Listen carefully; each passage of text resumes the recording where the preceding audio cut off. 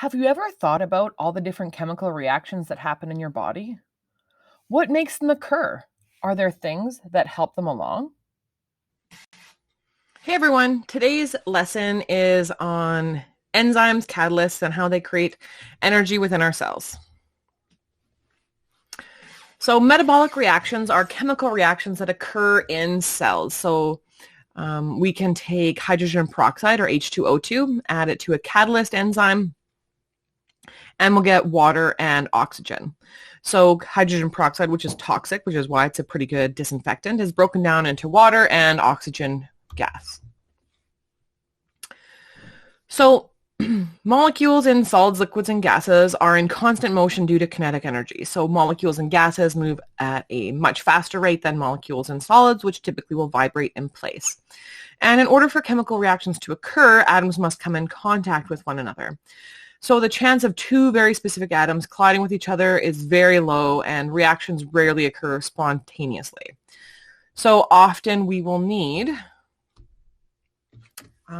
assistance to make this happen.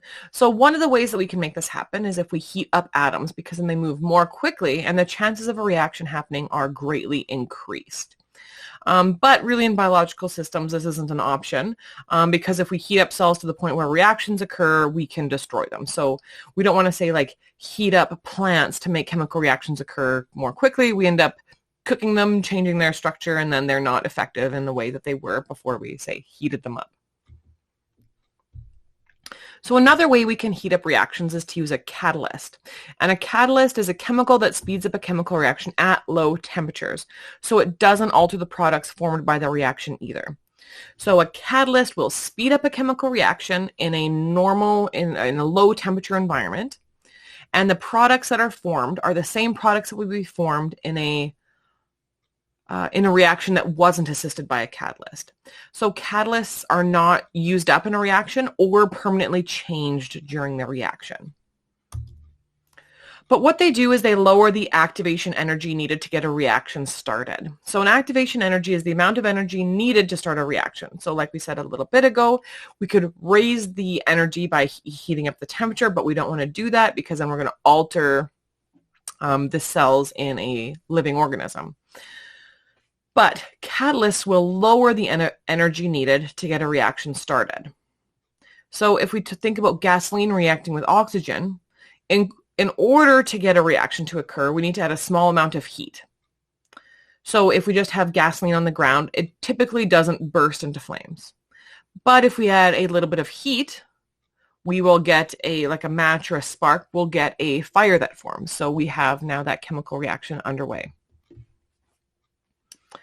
So enzymes are cells manufacture specific proteins that act as catalysts. So enzymes are able to regulate reactions which occur in living things.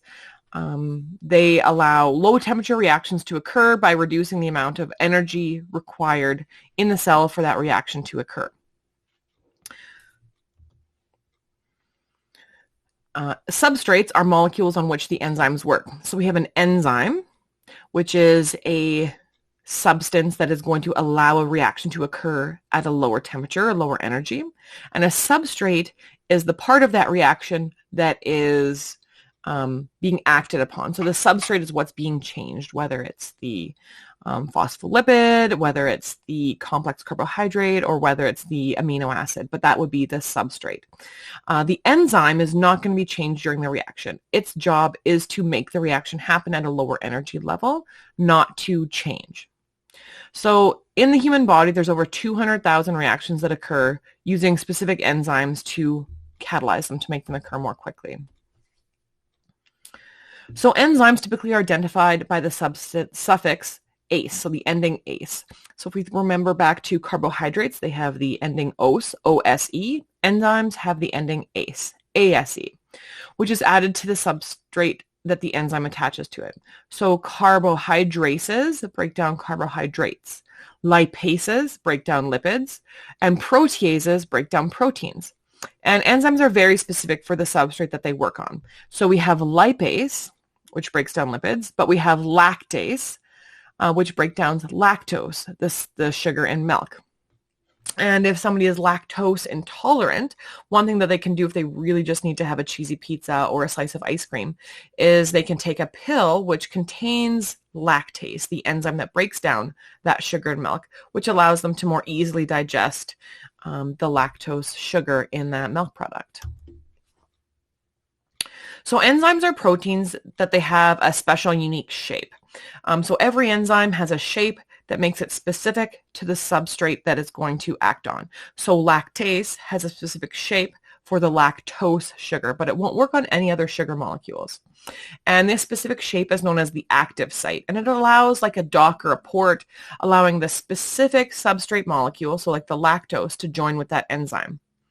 When the substrate joins the enzyme at the active site, it's now known as an enzyme substrate complex.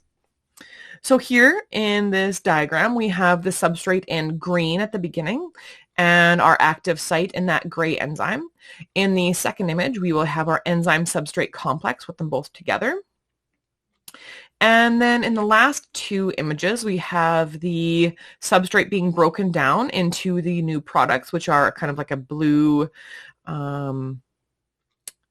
kind of half oval, as well as an orange triangle.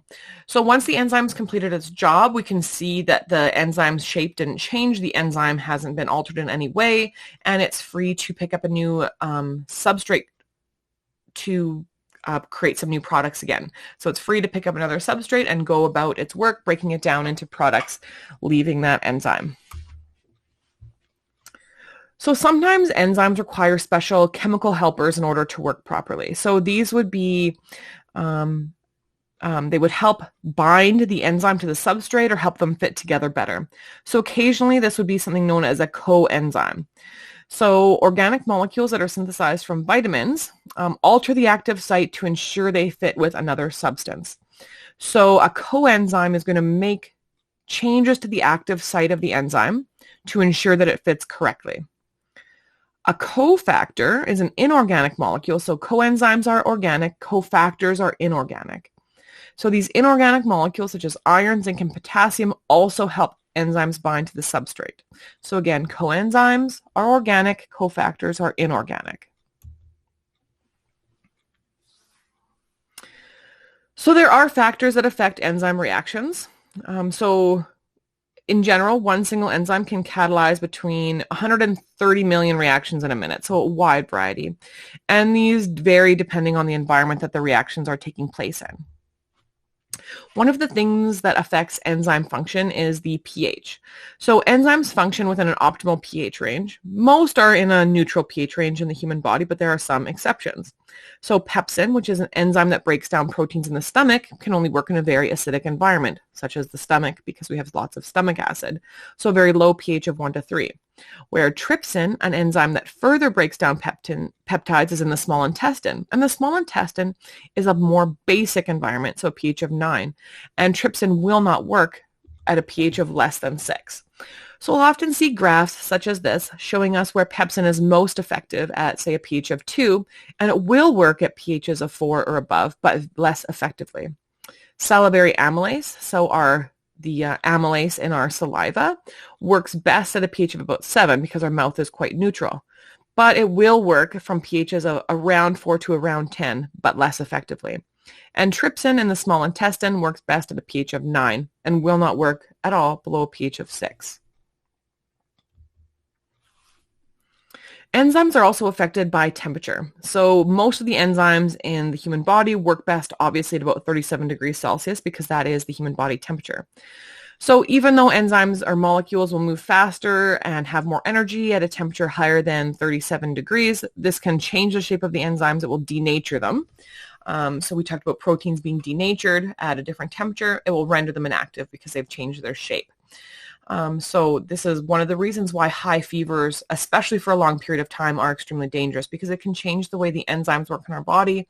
And those chemical reactions when we have a high fever aren't working effectively. And if they're not working for a long period of time, might create some problems for our metabolism. So temperatures that are too low affect the flexibility of the active site and prevent the substrate molecules from fitting properly. So just like other, if we imagine pieces of rubber or plastic at a low temperature, we have a hard time getting them to fit because they're not as flexible. So here we're looking at the effect of temperature on enzyme activity. So we can see our optimal temperature where it is 37 degrees, and then it drops off and fades towards the lower temperature, where at a higher temperature it can stop working much more completely.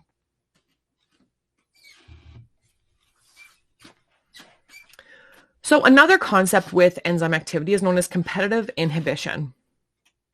So competitive inhibition is when there is a normal substrate and there is also a inhibitor somewhere in the system that will bind to the active site in the enzyme, preventing the normal substrate from binding because they're a very similar shape. So they are a similar shape to that of the substrate, and when they bind, they prevent the substrate from binding in the active site of the enzyme. And as long as that inhibitor is at the active site of the enzyme, the actual substrate can't combine and the reaction stops. And this is how carbon monoxide poisoning occurs. So carbon monoxide binds to the active site of the hemoglobin enzyme. And because carbon monoxide has filled that active site on our red blood cells, oxygen cannot bind, and oxygen doesn't get moved to our muscle cells, our brain cells, our heart cells. And unfortunately, our blood will preferentially bind to carbon monoxide over oxygen. So this is why any amount of carbon monoxide in your environment can be dangerous, because our red blood cells will more readily absorb to it, attach to it compared to the oxygen. So when we're looking at the regulation of enzyme activity, we have a metabolic pathway. So this is going to be a series of chemical reactions that occur one step after another. And we can also have feedback inhibition. So to make sure that our metabolic pathway doesn't continue nonstop at 100%, and then overload our body with the products of enzyme activity, what we're going to do is going to have feedback inhibition. So the product of the last step in the metabolic pathway is going to inhibit the first step from occurring. So if we look here, our end product is the little yellow triangle. And that little yellow square is going to bind to the enzyme site, and it's going to alter that active site. So if we look at the very beginning, our active site is shaped like a triangle, like a little Pac-Man. And the substrate is going to fit into the enzyme. And then we have our first product is going to be a purple rectangle, binds to enzyme 2. We have this weird blue shape. Then enzyme 3 makes the end product. Well, when we have enough of enzyme, the end product, or the yellow square, it's going to bind to that initial enzyme, changing the active site and preventing the metabolic pathway from continuing. So the final product binds to the regulatory site of the enzyme. The active site is changed, preventing more substrate from undergoing chemical reaction.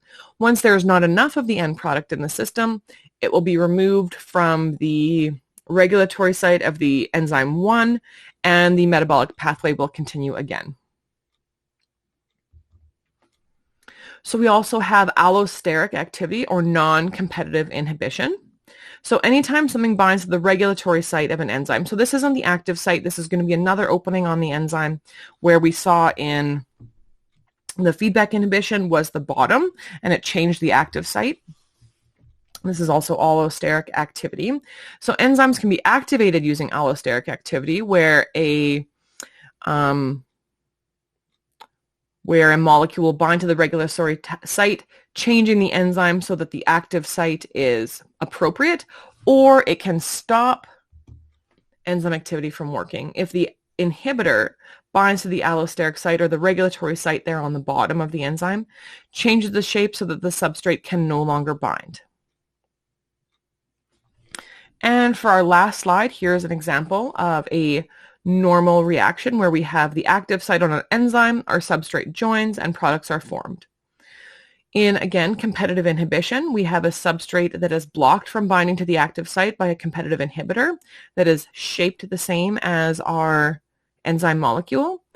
And then we have non-competitive inhibition, where a substrate is blocked from either creating the products or from binding altogether by a non-competitive inhibitor that binds at the active site, not the active site, the allosteric or regulatory site of the enzyme. Okay, so that was about enzymes and how they function to maintain our body's metabolic pathways. It was great to see you.